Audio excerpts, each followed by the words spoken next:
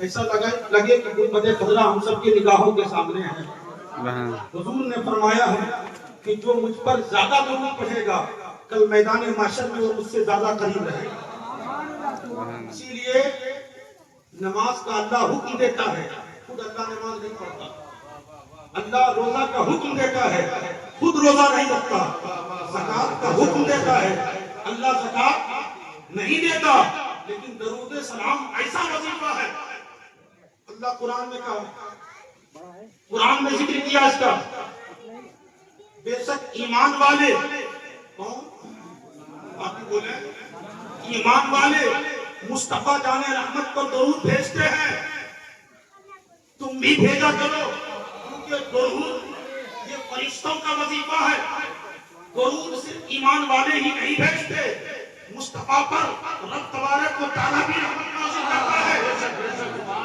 کہنے کا مقصد یہ ہے درود پاک کو اٹھتے بیٹھتے وظیفہ بنا لیں، کیونکہ دنیا ختم ہو سکتی ہے، نظام ختم ہو سکتا ہے، زمین و آسمان تباہ و برباد ہو سکتے ہیں، لیکن رب تبارک و تعالیٰ کبھی ختم نہیں ہو سکتا۔ جب اللہ ختم نہیں ہوگا تو پھر مصطفیٰ کا ذکر بھی ختم نہیں ہوگا، پھر نبی کا ذکر ختم نہیں ہوگا۔ جب تک اللہ ہے مصطفیٰ پر درود، یہ بلند آواز سے درود پاک کریں، اللہم صلی علی سیدنا و سیدنا حبیبنا و قدوتنا مولانا محمد وعلیہ وسلم صلو علیہ الصلوۃ والسلام علیک یا رسول اللہ صلی اللہ علیہ وسلم۔ جو بھی درود شریف آسان ہو، آپ صلی اللہ علیہ وسلم بھی کہہ دیں گے کہ یہ بھی درود ہے۔ آپ نبی کا نام ہی وظیفہ ہے، نبی کا نام ہی وظیفہ ہے۔ شاید نے کہا ہے بڑے اچھوں سے اچھا دوسرا اچھا ہو نہیں سکتا، بڑے اچھوں سے اچھا تجھ سا اچھا ہو نہیں سکتا، بڑے اونچوں سے اونچا تجھ سا اونچا ہو نہیں سکتا، بڑے اونچوں سے اونچا تجھ سا اونچا ہو نہیں سکتا۔ وہ محبوب ہے جس کو بنا کر خود خدا کہہ دے، اب دنیا میں کوئی ایسا ہنسی پیدا ہو نہیں سکتا۔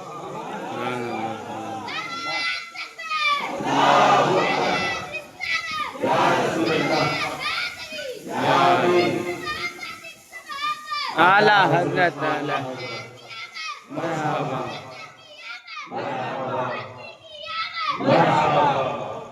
دیکھیے حضور کی زندگی باقی رہے گی، حضور کا نام لیتے رہیں گے، اور اسی میں کامیابی ہے کہ چند مٹھی بھر مسلمان جو فلسطین میں زندہ ہیں، انہوں نے کہا یا رسول اللہ ہم آپ کی عظمت کے لیے، بیت المقدس کی حفاظت کے لیے، میں نے پوچھا عالم تخیلات میں فلسطین کے مسلمانوں بیت المقدس کی حفاظت کے لیے اپنے بچوں کو، اپنی بیویوں کو، اپنے آپ کو، اپنی اولادوں کو، اپنی جائیداد کو، اپنے مکان کو کیوں قربان کر رہے ہو؟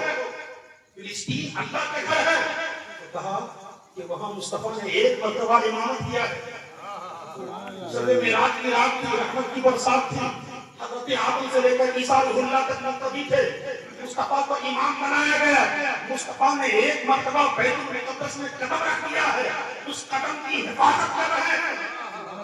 یہ مسلمان مصطفیٰ کی قدم کے لیے اپنی اولادوں کو قربان کر رہے ہیں، اپنی جانوں کو قربان کر رہے ہیں، کیونکہ طائف کی سرزمین پر جب مصطفیٰ کے اوپر پتھر برسائے گئے، جبرائیل علیہ السلام آئے، کہا یا رسول اللہ کہیے انہیں دونوں پہاڑوں کے بیچ میں ختم کر دیں گے۔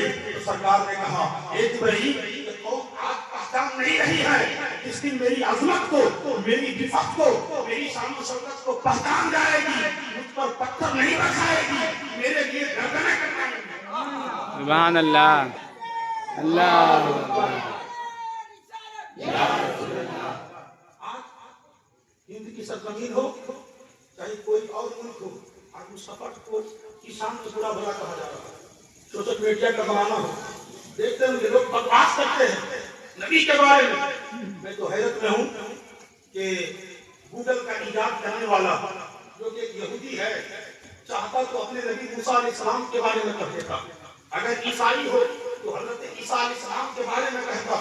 آپ کو گوگل سے پوچھیں گے بتا دنیا کا سب سے اچھا اور سچا انسان کون ہے، تو کہے گا سب سے اچھا اور سب سے اچھا انسان محمد بن عبداللہ ہے۔ سبحان اللہ، بھی کہہ رہا ہے، یہودی کہتا ہے، عیسائی کہتا ہے، جرمنی کہتا ہے، فرانسی کہتا ہے، تبتی کہتا ہے، دنیا میں سب سے بہتر محمد رسول اللہ ہے تو ہم تو اس لیے آئے ہیں ہم مصطفیٰ کا گیت گائیں مصطفیٰ کی میلاد منائیں ہمیں اور آپ کو چاہیے ہم جس کے سردے میں بنے ہیں جس کا کلمہ پڑھتے ہیں جن کے اوپر اپنی جان کو قربان کرتے ہیں ہم کیوں نہیں ان کا جلسہ منائیں ان کی میلاد منائیں اپنی گلیوں کو سجائیں اپنے دلوں کو سجائیں اور کہیں یا رسول اللہ تیرے لیے ہر ستم گوارا ہے تو صرف اتنا کہتے یہ ہم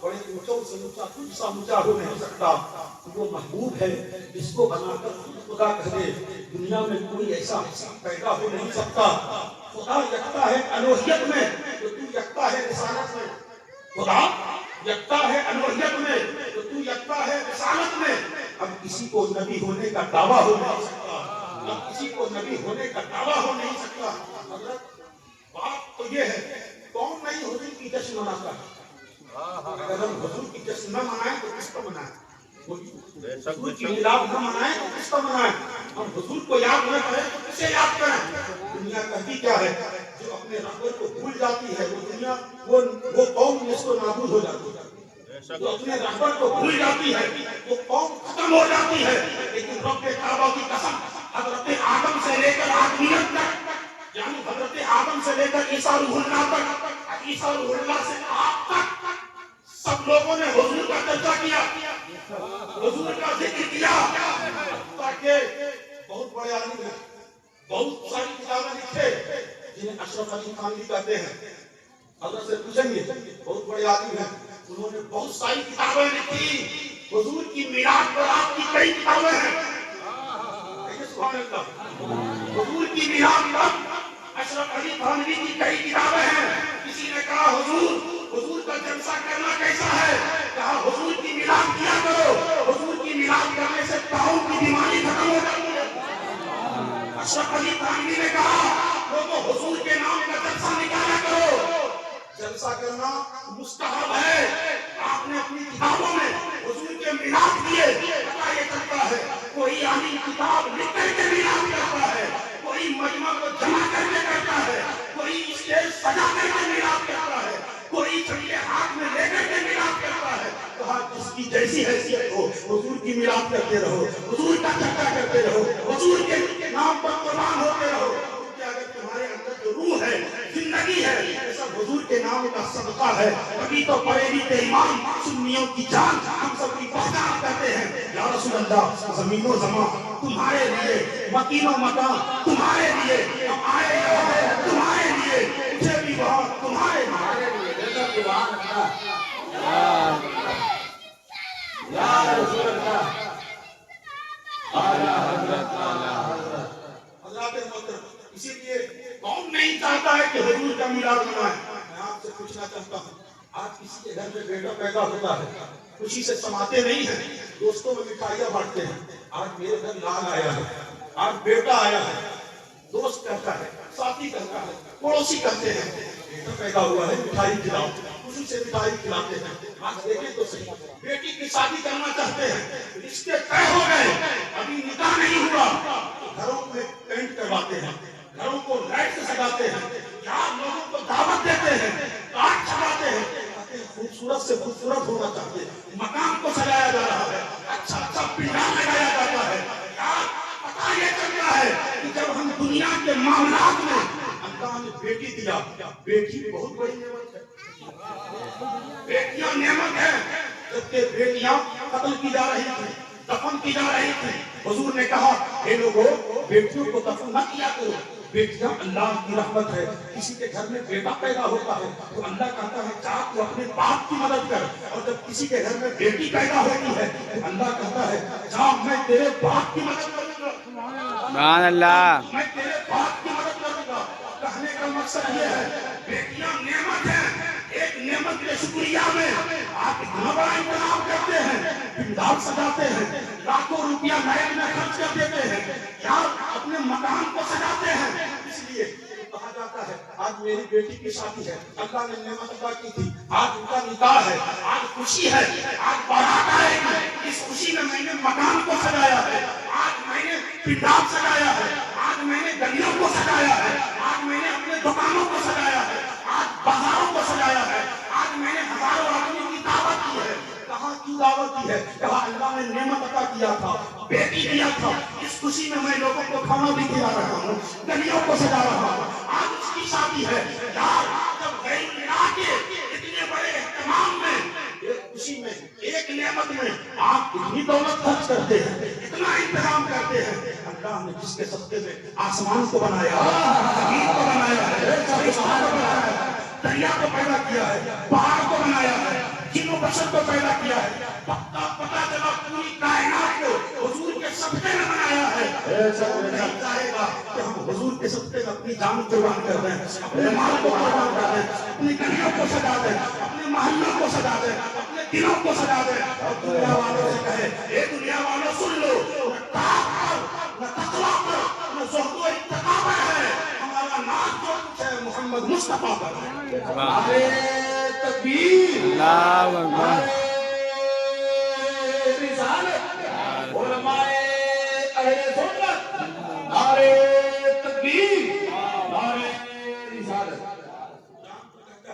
اب جاؤ میں اللہ علماء سے پوچھیں گے میلاد کرتے کس کو ہے؟ میلاد کرتے ہیں حضور کی پیدائش بیان کرنا. کیا بیان کرنا؟ آپ سب کو ہے حضور کی پیدائش بیان کرنا ہی میلاد ہے. ابھی آپ لوگ اتنی رات تک بیٹھے ہوئے ہیں گھروں کو چھوڑ کر, کتنوں کو کل دکان پہ جانا ہے, کتنوں کو کورٹ جانا ہے, کتنوں کو اسکول جانا ہے, پڑھا لکھا ہوتا ہے, لیکن کیوں بیٹھے ہیں؟ حدیث پاک میں آپ کو ہمیں کیا ملے گا؟ کہا ذکر الانبیاء عبادت, انبیاء کا ذکر کرنا عبادت ہے. کہا ذکر الاولیاء کفارہ, اولیاء اللہ کا ذکر کرنا گناہوں کا کفارہ ہے. پتہ یہ چلتا ہے گھروں میں بھی, اپنے آپ کے اندر, چند لوگوں کے درمیان بھی مصطفیٰ کا ذکر کیا کریں, عبادت مسجد میں کیا کریں, گھروں میں مصطفیٰ کا میلاد کیا کریں, وہاں عبادت ہوگی, جہاں مصطفیٰ کی زیارت. سبحان اللہ, سبحان اللہ. قرآن کہتا ہے قد جاؤکم من اللہ النور, تحقیق کہ تمہارے پاس نور آئی. قد جس کے اوپر داخل ہوتا ہے دوام کا معنی دیتا ہے, استمراری کا معنی دیتا ہے. کہا تحقیق کہ تیرے پاس نور آئے. حضرات محترم, ہم اور آپ میلاد کیا کریں جیسا میلاد کے قرآن نے بیان کیا ہے. سبحان اللہ, سبحان اللہ. پورا کا پورا قرآن حضور کی میلاد بیان کر رہا ہے, حضور کی پیدائش, حضور کی عظمت اور حضور کی شان و شوکت بھی بیان کرنا میلاد ہے. سبحان اللہ سے پوچھیں اے اللہ تو کیسا میلاد کرتا ہے؟ تو اللہ کہے گا پڑھو قرآن, پورا کا پورا قرآن حضور کی میلاد بیان کرتا ہے. کہاں لکھا ہے؟ کہا تم نے نہیں پڑھا. میں نے کہا یاسین و طٰہٰ, یہ حضور کی تو شان ہے, حضور کی تو عظمت ہے. کہا وما رمیت اذ رمیت ولکن اللہ رمی, تو کنکری آپ نے پھینکی ہے, وہ آپ نے نہیں پھینکی ہے, آپ کا خدا پھینکا ہے. پھینکتے مصطفیٰ ہے اور اللہ کہتا ہے یہ خدا پھینک رہا ہے. کہیں تذکرہ ہو رہا ہے وما ارسلناک الا رحمۃ للعالمین, اے محبوب ہم نے آپ کو سارے جہان کے لیے رحمت بنا کر بھیجا ہے. قرآن کہیں کہتا ہے تب جاؤکم من اللہ نور, تحقیق کہ تمہارے پاس نور آیا ہے. سورہ والضحیٰ, کہیں مصطفیٰ کے چہرے کی تعریف ہو رہی ہے, کہیں مصطفیٰ کے زلف کی تعریف ہو رہی ہے, کہیں مصطفیٰ کے دندان کی تعریف ہو رہی ہے, کہیں مصطفیٰ کے وجود کی تعریف ہو رہی ہے. پتہ یہ چلتا ہے اللہ تبارک و تعالیٰ قرآن میں مصطفیٰ کی جسامت, مصطفیٰ کے ہاتھ, مصطفیٰ کے دندان, مصطفیٰ کے چہرے کی تعریف کر رہا ہو. اور یہی تک نہیں, اگر مصطفیٰ مکے میں ہو تو اللہ مکے کی قسم کھا رہا ہے, مدینے میں ہو تو مدینے کی قسم کھا رہا ہے. مصطفیٰ جہاں جہاں جائے قرآن کا وہی نزول ہو جاتا ہے. ہم تو میلاد کے بارے میں ڈھونڈتے ہیں کہاں لکھا ہے. رب کعبہ کی قسم قرآن سے پوچھو, قرآن کہے گا قرآن کے باروں میں لکھا ہے, اور قرآن ویسا ہی ہے جیسا مصطفیٰ کے مدینے میں ہے, اسی طرح قرآن آج حافظوں کے سینے میں ہے. سبحان اللہ, سبحان اللہ. حضور کی میلاد بیان کر رہا ہے, حضور کی میلاد کرتے ہیں حضور کی عظمت بیان کرنے کے لیے, حضور کی پیدائش, یہ تو حضور کی بات ہے. آئیے دیکھیں تو حضرت موسیٰ کی میلاد کا تذکرہ ہوا کہ نہیں ہوا؟ حضرت موسیٰ کی میلاد کا تذکرہ ہے قرآن میں. فرعون نے کہا تھا جب اسے پتا چلا ایک بچہ پیدا ہوگا جو فرعون کی تخت کو پلٹ دے گا, تو کہا تھا मर्द औरत से अलग हो जाए, लेकिन मसलिहत फटाबंदी कि आपकी वालदा हमला हो चुकी थी, कुरान ने जिक्र किया। उसके बाद आप पैदा हुए, आपको एक गार में रखा गया, हज़रत जिब्रील आते, आपके अंगूठे को आपके मुंह में डाल देते, फिर आपकी वालदा आती, आपको दूध पिलाकर चली जाती। फिर कुरान ने कहा है, एक मरतबा ऐसा भी आया, मैंने अपनी वालदा से कहा अपने बच्चे को दरिया में डाल दो। संदूक में हज़रत मूसा को डाल दिया गया है। फिरौन और उसकी बीवी नहाने गई है, दरिया के किनारे गई है। रिवायतों में आता है दरिया के किनारे गई तो फिरौन ने कहा वो संदूक आ रहा है, वो संदूक आ रहा है। उस संदूक को करीब किया गया, देखा एक खूबसूरत बच्चा है। क्या है? बच्चा है। जब कहा एक खूबसूरत बच्चा है, उसकी बीवी ने कहा मेरे पास तो कोई भी औलाद नहीं है, क्या ही अच्छा होता उस बच्चे को अपने पास रख लेता, अपनी परवरिश में रख लेता। रिवायतों में आता है हज़रत मूसा फिरऔन के घर में परवरिश पा रहे हैं। बेशक इसका जिक्र कुरान में है। मूसा पैदा हुए, कुरान ने तस्करा किया। मूसा फिरऔन के घर में है, कुरान ने तस्करा कर रहा है। फिरऔन से मूसा मुकाबला कर रहे हैं और कुरान तस्करा कर रहा है। यार जब कुरान अगले अंबिया का तस्करा करता है, हम क्यों ना हुजूर का तस्करा करें, क्योंकि हम किसी और की उम्मत नहीं, हम हुजूर की उम्मत।